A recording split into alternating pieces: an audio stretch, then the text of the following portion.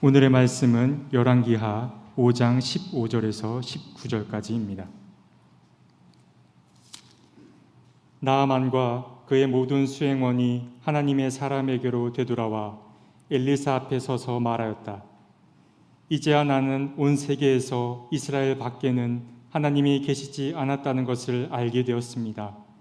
부디 예언자님의 종인 제가 드리는 이 선물을 받아 주십시오. 그러나 엘리사는 내가 섬기는 주님께서 살아계심을 두고 맹세하지만 나는 그것을 받을 수가 없소 하고 사양하였다. 나아만이 받아달라고 다시 권하였지만 엘리사는 끝내 거절하였다. 나아만이 말하였다. 정 그러시다면 나귀 2마리의 실을 만큼의 흙을 예언자님의 종인 저에게 주시기 바랍니다. 예언자님의 종인 저는 이제부터 주님 이외에 다른 신들에게는 번제나 희생제를 드리지 않겠습니다. 그러나 한 가지만은 예언자님의 종인 저를 주님께서 용서하여 주시기를 바랍니다.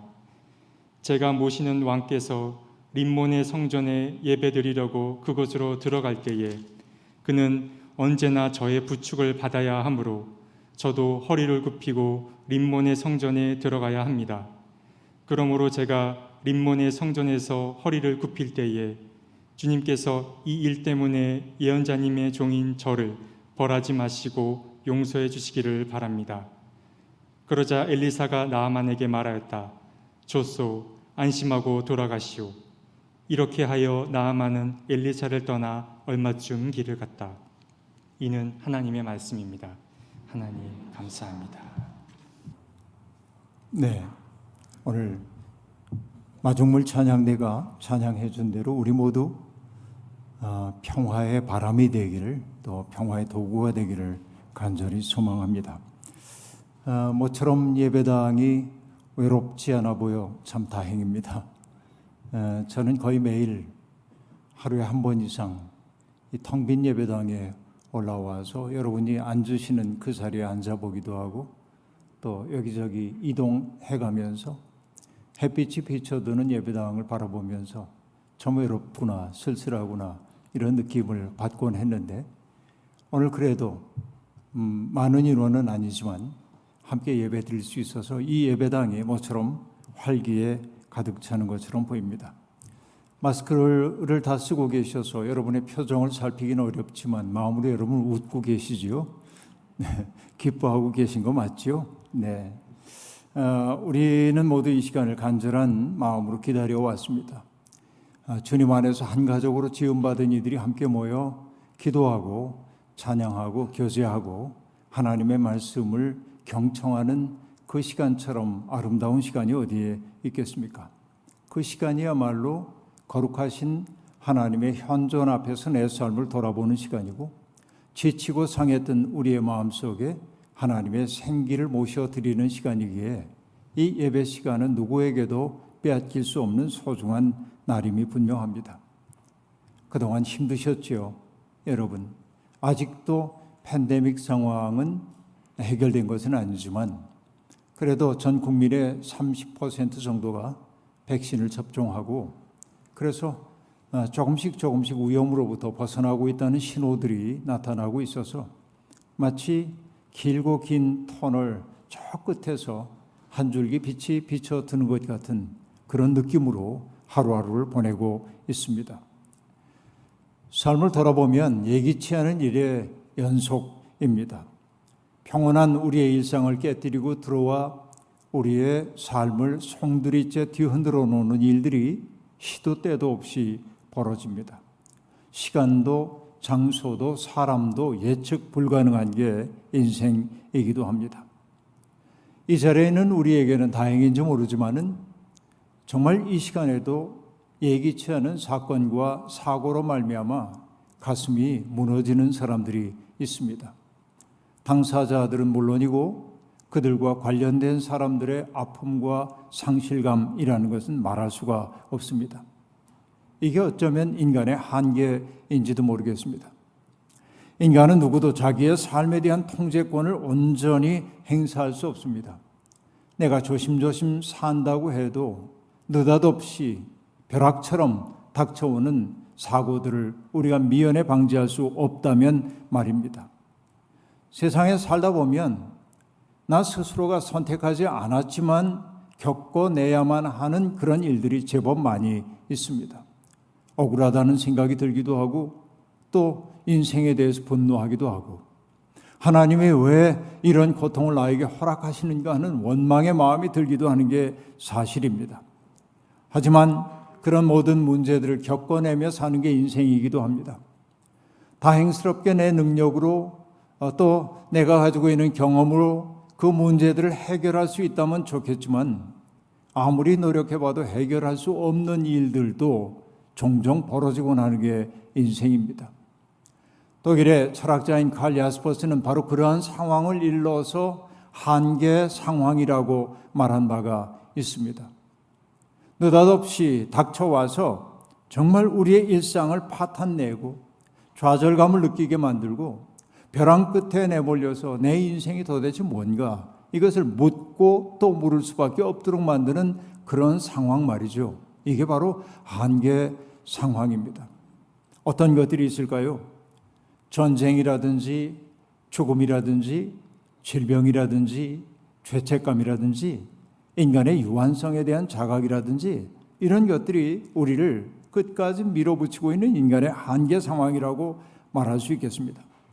그런데 한계 상황은 누구도 원하지 않은 것이긴 하지만은 그러나 한계 상황을 경험할 때 비로소 우리는 멈추어 서서 내가 그동안 살아온 내 모습이 하나님의 뜻에 합당한지 나의 본래적인 삶에 합당했던 것인지를 묻게 되기도 하는 거지요. 이게 우리들입니다. 그리고 그 한계 상황에 부딪히고 보니 내가 절대적 가치를 두고 추구하던 것들이 그렇게 인생에 소중한 것 아니라는 사실을 알게 되고 그동안 덜 돌봐왔던 것이 어쩌면 더 본질적으로 중요한지 모르겠다는 깨달음을 얻게 되기도 합니다.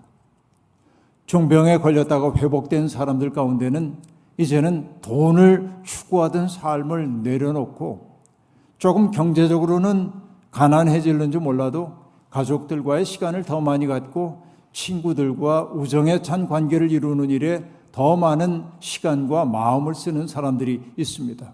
어떻게 보면 그가 더 행복해 보이기도 합니다. 이것이 한계 상황이 인간에게 주는 선물 가운데 하나이기도 합니다. 오늘 본문은 바로 그런 한계 상황에 내몰렸던 한 사람의 이야기를 들려주고 있습니다. 그는 시리아의 대장군인 나만이라고 하는 사람입니다. 시리아는 성경에서 암몬이라고도 되어 있는데요. 아람이라고 되어 있습니다. 그러니까 이 시리아는 오랫동안 이스라엘과 더불어서 적대 관계를 유지하고 있었던 그런 나라입니다. 그런데 시리아의 대장군입니다. 성경은 그를 다양한 말로 소개하고 있는데 왕이 아끼는 큰 인물 그렇게 말하기도 했고요. 존경받는 사람이라고도 말합니다. 그리고 강한 용사라고 말하기도 합니다. 시리아 사람들에게는 영웅적인 인물이지만은 그와 적대 관계인 이스라엘 사람들이 보기에는 그는 사라졌으면 좋은 사람이겠죠. 이게 아이러니입니다. 그런데 그 영웅적인 인물이 한계 상황에 당도하게 되었습니다. 바로 그것이 무엇입니까? 나병에 걸린 것이죠. 치료하기 위해 정말 많은 노력을 기울였겠지만은 나만의 병세는 조금도 차도를 보이지 않았습니다. 그만한 권력을 누리고 있으니 정말 난다 긴다 하는 치료자들이 다 와서 노력했겠지만은 그의 병은 나을 줄을 몰랐습니다. 벼랑 끝으로 내몰린 것 같은 한계 상황 속에 그는 내몰리게 된 겁니다. 그런데 어느 날 문득 나만의 집에 있는 한 소녀가 주인에게 말을 건넵니다. 그 소녀는 이스라엘과 시리아가 전쟁했을 때 전쟁 포로로 잡혀왔던 소녀이고 나만의 아내의 시중을 드는 몸종 역할을 하던 소녀입니다. 그러니까 어떻게 보면 인생에서 정말 고통스러움을 겪고 있는 것이죠. 부모님 떨어져서 살 수밖에 없고 부모님들은 죽임을 당했는지도 모르겠고 이역만리 먼 땅까지 와가지고 누군가의 몸종으로 살고 있는 그 마음의 아픔이 얼마나 크겠습니까? 그러나 그 소녀의 마음속에는 자기가 모시고 있는 주인에 대한 연민의 마음이 가득 찼습니다. 불쌍했습니다. 안 돼 보였습니다. 그래서 소녀가 말합니다. 주인 어른께서 사마리아에 있는 한 예언자를 만나보시면 좋겠습니다. 그분이라면 어른의 나병을 고치실 수 있을 것입니다. 라고 말합니다. 인생의 가장 참담한 상황 속에 있었던 한 소녀가 고국의 영웅 취급을 받고 있었던 그 권력자인 남자를 동정하고 있습니다. 이것이 성경이 보여주고 있는 아이러니이기도 합니다. 지푸라기라도 잡아야 했던 나아만은 그 이야기를 믿고 싶어졌습니다. 그래서 그는 시리아 왕에게 가가지고 자초지종을 얘기하고 자기에게 말미를 좀 주면 좋겠다고 말합니다. 시리아 왕도 나아만을 꼭 필요로 했기 때문에 거기에 반대할 명분이 없었습니다. 시리아 왕은 오히려 편지를 써서 이스라엘 왕에게 보내는 편지를 써서 나아만에게 들려 보냅니다. 나아만은 꿈을 품고 이제 사마리아를 향해 출발했습니다. 은 10달란트, 금 1000개, 10벌의 의복을 가지고 갔습니다. 자기를 치유해 줄 그 치료자에게 대가를 지불하기 위해서 막대한 돈을 가지고 그는 간 겁니다. 시리아 왕의 편지를 이스라엘 왕에게 그는 전달했습니다. 편지의 내용은 이러했습니다. 내가 이 편지와 함께 나의 신하 나아만을 귀하에게 보냅니다. 부디 그의 나병을 고쳐주시기 바랍니다. 이런 편지였습니다. 그 편지를 받아든 이스라엘 왕은 시리아 왕이 트집을 잡아 싸울 구실을 찾기 위한 수작이라고 받아들였습니다. 왜냐하면 표현은 정중했지만 자기의 능력으로 해결할 수 없는 문제를 제시한 것은 시비 걸기 위한 게 분명하다고 하는 생각이 들 수밖에 없겠죠. 당연한 얘기였습니다. 이스라엘의 국력이 시리아를 압도했다고 한다면 이런 말도 안 되는 그 편지를 눈앞에서 찢어버릴 수도 있겠지만 상황은 정반대였습니다. 시리아는 강성했고 이스라엘은 연약했습니다. 왕은 당혹감 속에서 전전반측하고 있었습니다. 왕이 옷을 찢으며 괴로워하고 있다는 소문이 엘리사에게 들려오자 엘리사는 사람을 보내서 왕에게 그 시리아의 장군을 자기에게 보내달라고 청했습니다. 다른 방법이 없었던지라 왕은 나아만을 엘리사에게로 보냅니다.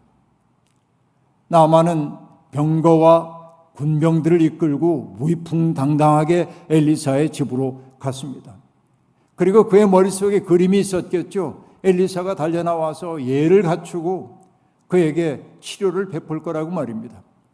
그러나 엘리사는 그의 앞에 모습조차 드러내지 않습니다. 다만 자기의 사환을 보내가지고 전갈을 던지는 거예요.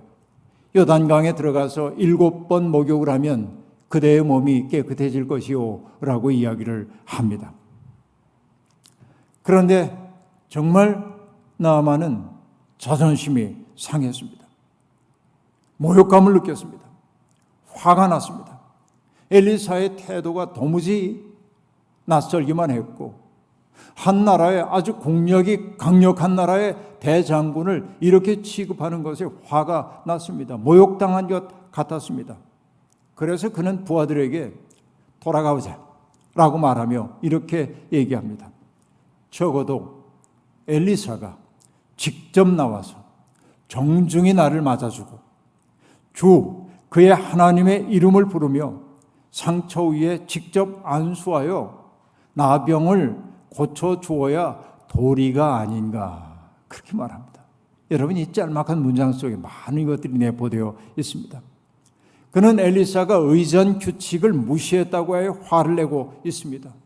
도리라고 하는 말이 참 묘합니다. 그는 스스로 대접받을 만한 자격이 있다고 생각합니다. 그러니까 많은 사람들이 자기에게 예를 갖춰야만 한다고 생각을 하고 있는 겁니다. 그런데 기껏 사환을 보내서 전가를 전하는 이 사태는 자기를 무시한 거로 받아들일 수밖에 없었던 것입니다. 그의 마음속에 여러 가지 생각이 들었겠죠. 목욕을 해서 해결될 문제라고 한다면 우리 시리아에도 아마나 강이나 바르발 강이 있지 않은가? 이 요단강보다 더 좋은 강이 있지 않은가? 내가 거기에서 목욕을 하지 이 먼 데까지 와서 요단강에서 목욕하라고? 그는 마치 강물이 무슨 치료의 효과가 있는 것처럼 생각했기에 이런 말을 지금 하고 있는 것입니다. 그가 씩씩거리고 있는 그 모습이 보이는 듯하지 않습니까?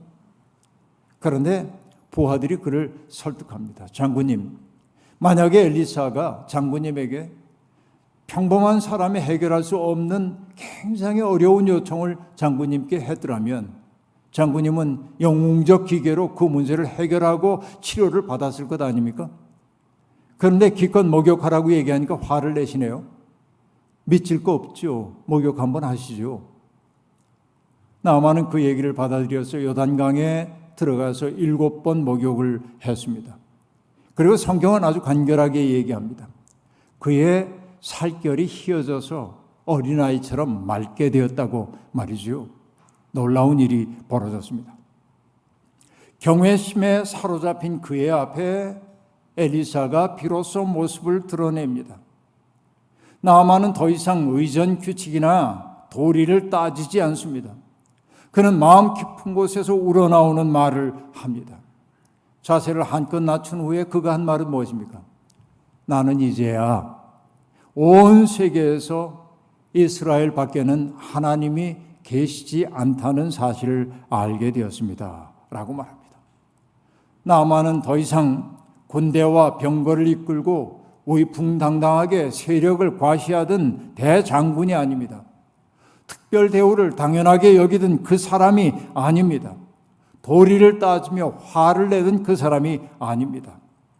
절대의 세계를 경험하고 나자 그는 세상이 그에게 입혀져 있는 대장군이라고 하는 그것이 하찮게 여겨졌고 자기의 자금이 얼마나 실감났는지 그것을 지금 고백하고 있는 것입니다. 그렇게 그는 정말 놀랍게도 자신을 예언자의 종으로 지칭합니다. 그러면서 준비해온 선물을 받아달라고 엘리사에게 간곡히 부탁합니다. 하지만 엘리사는 그 선물 받기를 단호하게 거절합니다. 왜냐하면 그를 치유한 것은 엘리사의 마법적 능력이 아니라 하나님이심을 알았기 때문에 또 그것을 일깨워 주기 위해서였던 것이지요. 그러자 나아만이 뜻밖의 부탁을 엘리사에게 했습니다. 나귀 2마리에 실을 만큼의 흙을 자기의 고국으로 가져가게 해달라는 것이었습니다. 왜 흙을 가져간다고 할까요? 여러분 마음속에 한번 그려보십시오. 그 흙은 하나님의 사랑에 의해 받아들여졌던 그날의 그 놀라운 사건을 기억하게 하는 도구가 되었을 겁니다. 바로 그 흙을 가지고 가서 그는 자기의 그 구원받음의 경험들을 기억하기 위해 흙을 달라고 얘기했을 겁니다. 엘리사는 그것을 물론 허용했죠. 그런데 엘리사가 권한 것도 아닌데 나아만은 자발적으로 이렇게 얘기합니다. 나는 이제 주님 이외에 다른 신들에게 번제나 희생제를 드리지 않겠습니다. 라고 말합니다. 그러나 그의 마음속에 큰 괴로움이 있습니다. 이제는 정말 이스라엘의 하나님만이 생명을 주시는 분임을 분명히 알고 또 그렇게 고백했지만 자기의 삶의 자리는 여전히 시리아일 수밖에 없고 자기의 일은 시리아 왕을 섬기는 대장군일 수밖에 없는 겁니다. 그러다 보니 그의 마음속에 하나 생각이 고통이 이제 떠오르게 되는 것입니다. 그것은 어떤 것이지요? 왕을 모시고 이방의 신전에 들어가게 될는지도 모르는 그 사건 때문에 그는 괴로워하고 있습니다. 그러나 그런 괴로움만을 품고 있을 것은 아닙니다. 그에게 있는 흙 한 줌, 그가 가지고 갔던 2나귀 분량의 흙은 그의 소속을 상기시켜 줄 것임이 분명합니다. 이게 중요합니다.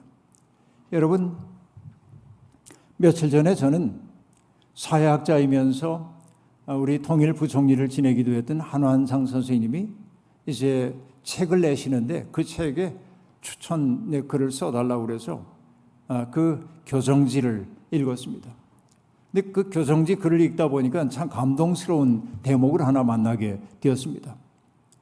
한한상 박사님은 이제 대학을 졸업하고 1962년에 미국으로 유학을 가게 되었습니다. 그런데 집안이 넉넉하지 않았기 때문에 그는 유학할 자금이 별로 없었는데 당신의 스승이었던 이상백 선생님이 마련해준 여비를 가지고 비행기를 타고 샌프란시스코까지 갔습니다. 그런데 그가 다녀야 할 학교는 저 남쪽 애틀란타에 있는 에모리라고 하는 대학이었습니다. 샌프란시스코에서 기차를 타고 그는 사흘 걸려서 그 애틀란타에 도착했습니다. 잠도 기차에서 자야 했고 먹는 것도 아주 형편없었지만은 기차 안에서 해결해야 했던 것입니다. 귀진맥진한 채로 에모리 대학의 기숙사에 당도했습니다. 그리고 기숙사에 들어가가지고 가지고 왔던 짐을 푸는데 그때도 뭐 캐리어 끌고 갔는지 그건 잘 모르겠습니다만 어쨌든 짐을 이렇게 풀기 위해 하나하나 정리를 하다 보니 낯선 비닐 하나가 그 속에 들어 있었습니다. 자기가 꾸려 놓은 것이 아닌데 비닐이 있는 것을 보고 이상하게 여겨 비닐을 열어보니 거기에 조그만 주머니 하나가 있었습니다. 그 주머니에는 흙이 담겨 있었습니다. 그리고 그 옆에 쪽지 하나가 놓여 있는데 아버지의 손글씨였습니다. 그 편지의 내용이 이러합니다. 완상아, 고향 생각나면 이 흙냄새를 맡아보라. 이 흙은 우리 집 마당 흙이다. 조상들의 뼈와 피가 묻혀있는 조국 강산의 흙이다. 조상들의 넋이 이 속에 스며 있다. 부모, 형제, 자매의 사랑이 흙 속에 녹아 있다. 어떤 어려움이 있을지라도 이 흙 속에 담긴 사랑의 힘으로 잘 이겨내고 값진 배움의 삶을 살아라 라는 편지였습니다. 아버지의 마음이 그의 존재 전체에 와닿았습니다. 요교적인 절제가 몸에 배셨던지라 자식들에게조차 따뜻한 말 한마디 하지 않던 그 아버지의 속 깊은 사랑을 그는 느낄 수 있었습니다. 그 쪽지는 그리고 아버지가 정성껏 담아보낸 그 흙 한 줌은 청년 한한상의 눈물샘을 자극했습니다. 무려 60년 전의 이야기를 생생하게 그가 기억하는 것을 보면 아버지의 쪽지글과 그 한 줌의 흙이 그의 고단한 유학 생활을 지탱해준 보이지 않는 힘이었음을 알 수 있습니다.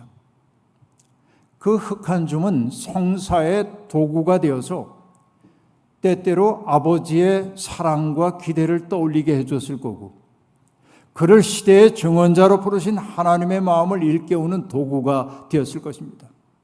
때때로 포기하고 싶은 그 순간에도 그 흙을 보는 순간 그는 다시금 마음을 고쳐 세울 수 있었을 겁니다.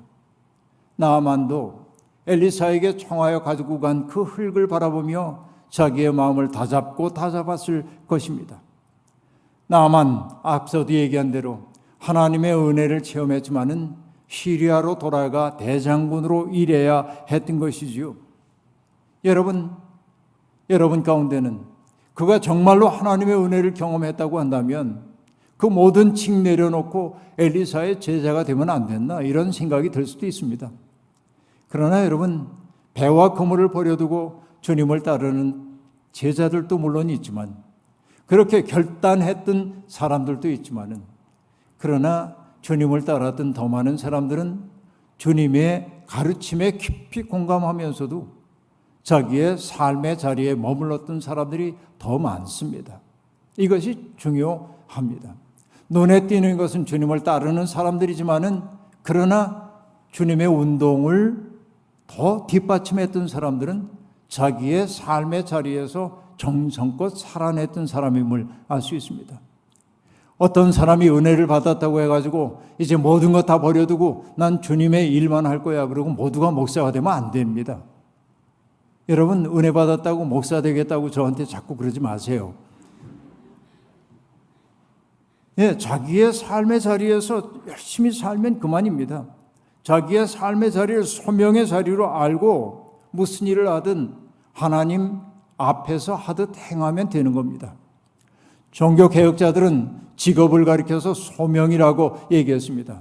하나님이 부르신 바라고 하는 뜻이겠죠. 세상에는 정말 많고 많은 직업들이 있습니다.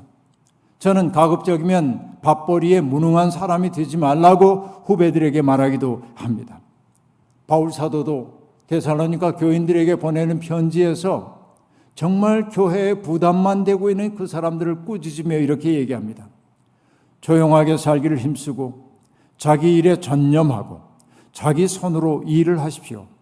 그리하여 여러분은 바깥 사람을 대하여 품위 있게 살아가야 하고 또 아무에게도 신세를 지는 일이 없도록 해야 할 것입니다. 라고 말했습니다. 바울 사도도 장막 만드는 일을 하면서 복음을 전했음을 우리가 알 수 있습니다. 어떤 사람들은 입에 풀칠을 하기 위해 적성에도 맞지 않는 일을 하느라고 안간힘을 다하기도 합니다. 정말 때려치고 싶은 생각이 든다고 말하는 이들도 있습니다. 어제도 그런 얘기를 했는데요. 어떤 분이 그렇게 얘기하더군요. 자기의 직업과 관련해서 3가지의 태도가 있대요. 제일 좋은 건 뭘까요? 자기가 정말 좋아하는 일을 하면서 살면 되는 겁니다. 그러면 행복한 거죠. 그런데 그럴 수 없으면 그 다음에 해야 하는 일이 뭡니까? 자기가 하는 일을 좋아하려고 노력해야 돼요. 근데 그것조차 할 수 없으면 어떻게 해야 합니까? 나는 이 일로 잠시 내 인생에 복무하고 있다 이렇게 생각을 해요. 여러분 복무하다 보면 제대할 날도 있지 않겠습니까? 그러니까 여러분 이게 우리들이 살아가면서 정말 애를 써야 하는 일이 그런 겁니다. 근데 일도 힘들고 함께 일하는 사람의 관계의 어려움 때문에 때려치고 싶을 때가 얼마나 많이 있습니까? 아까운 인생을 그저 직업 전선에서 묵새기며 지내고 있는 것 같아서 조급증을 느끼는 사람들도 많이 있는 게 사실입니다. 그런데 저는 이렇게 말할 수밖에 없습니다. 여러분 가급적이면 자기의 건강을 현저히 해친다든지 자기의 직업이 누군가의 건강과 영혼의 건강을 해치는 일이라고 한다면 하나님을 믿는 우리들은 가급적 그 일로부터 멀어져야만 합니다. 나의 건강과 누군가의 건강을 해치는 일이라고 한다면 그 속에서 벗어나려고 노력해야 합니다. 하나님께 기도하십시오. 다른 길을 열어달라고 말이죠. 뿐만 아닙니다. 그 일이 내 영혼을 피폐하게 만든다고 한다면 벗어나는 게 중요합니다. 그 일이 생명을 풍요롭게 만들기는커녕 죽임의 문화를 가속화하는 일이라고 한다면 여러분 하나님을 믿는 사람들은 그 일로부터 벗어나는 게 마땅합니다. 그렇기에 우리는 기도해야만 합니다. 여러분 떠날 때는 떠나더라도 자기의 자리를 소명의 자리로 여길 수는 있습니다. 그렇게 생각을 바꾸면 의외로 할 수 있는 일이 많이 있는 것 같습니다. 나아만은 대장군으로서의 자기의 일을 포기할 수 없었지만 이미 야훼 하나님을 믿게 된 사람으로 느끼는 괴로움을 엘리사에게 털어놓습니다. 시리아의 신하이기에 그는 왕을 모시고 왕이 최고 신으로 섬기고 있는 림몬 신전에 들어가야 할 때도 있다는 것입니다. 나는 야훼 하나님을 믿지만 더 이상 림몬 신 앞에 굴복하지 않지만은 왕을 모시는 사람으로 왕과 함께 림몬 신전에 들어가고 왕이 허리를 굽힐 때 나도 허리를 굽힐 수밖에 없는데 그때 주님이 자기를 벌하시지 않기를 그는 소망하고 있는 것입니다. 엘리사는 그런 현실을 수긍하고 있습니다. 그래서 나아만에게 말합니다. 안심하고 가라. 신앙을 빌미로 사람을 벼랑으로 내모는 사람들이 있습니다. 신앙은 결단임이 분명하지만은 아직 결단할 준비가 되지 않은 사람들을 몰아붙여서 절망하도록 만들면 안 됩니다. 때가 이르지 않았다면 하나님의 때가 이를 때까지 느긋하게 기다려주는 게 사랑입니다. 바로 그것이 진정한 사랑이라 하는 얘기입니다. 나아만이 그 후에 이스라엘과 시리아의 관계에 어떤 영향을 미쳤는지는 알 수 없지만 분명한 것은 그는 절대의 세계를 경험해 본 사람으로 자기의 한계를 명확하게 자각하고 살았을 것이고 그리고 야훼 하나님이 기뻐하시는 삶이 무엇인지를 늘 염두에 두고 그는 살았을 것임이 분명합니다. 이스라엘의 요단강가에서 가지고 갔던 그 흙을 그가 어디에 두었는지 알 수 없지만 그 흙은 나아만으로 하여금 그가 누구인지, 그의 영혼이 누구에게 속해 있는지, 그의 마음의 고향이 어디인지를 일깨우는 도구가 되었을 것입니다. 여러분들에게도 흙은 아니라 할지라도 그런 것이 있는지요? 하나님의 은혜를 상기시키는 것이 여러분들에게 있는지요? 그게 있으면 우리의 삶은 든든합니다. 그것들이 우리의 방패가 되어주기 때문에 그렇습니다. 저는 교회가 바로 그런 경험의 장소가 되기를 바랍니다.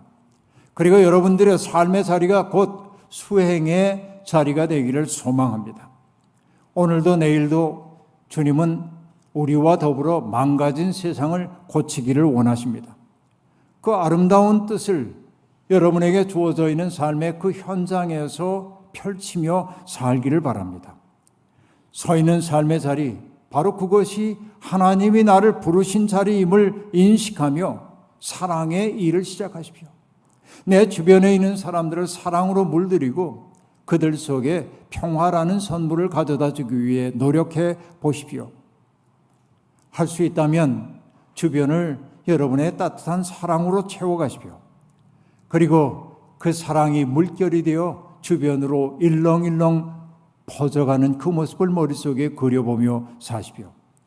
한 주간 동안의 우리의 삶이 그런 사랑의 울림이 되기를 소망합니다. 여러분, 우리에게 주어져 있는 삶의 자리, 바로 그 자리가 하나님의 기적이 일어나는 자리임을 잊지 말기를 바라고, 흑한 줌의 위안처럼 여러분의 삶 속에서 하나님이 베풀어 주셨던 그 사랑의 기억이 절망의 벼랑 끝에서 여러분을 희망의 땅으로 되돌리는 아름다운 기억의 도구가 되기를 주의 이름으로 축원합니다. 아멘. 주신 말씀 기억하며 거듭의 기도 드리겠습니다. 하나님, 캄캄한 어둠 속에 갇힌 것처럼 절망이 확고하게 우리를 사로잡을 때도 있었습니다. 벼랑 끝에 선 듯 삶이 위태로워 눈물조차 말라버릴 때도 있었습니다. 그러나 하나님은 어둠 속에 빛이 되어 우리에게 다가오셨고 절망의 벼랑 끝에 오히려 길을 만들어 우리를 아름답고 선한 길로 인도해 주셨습니다. 하나님은 당신의 신실한 일꾼들을 통하여 우리의 손을 붙잡아 주셨고 절망의 계곡에서 벗어나 희망의 언덕에 이르게 해 주셨습니다. 하나님, 그 기억을 붙들고 고단한 인생 살아가겠습니다. 우리에게 주어져 있는 삶의 자리가 하나님의 소명의 자리임을 깨달아 주변부터 사랑으로 물들이는 사랑의 일꾼들이 되겠습니다. 우리와 함께해 주옵소서. 예수님의 이름으로 기도하옵나이다. 아멘.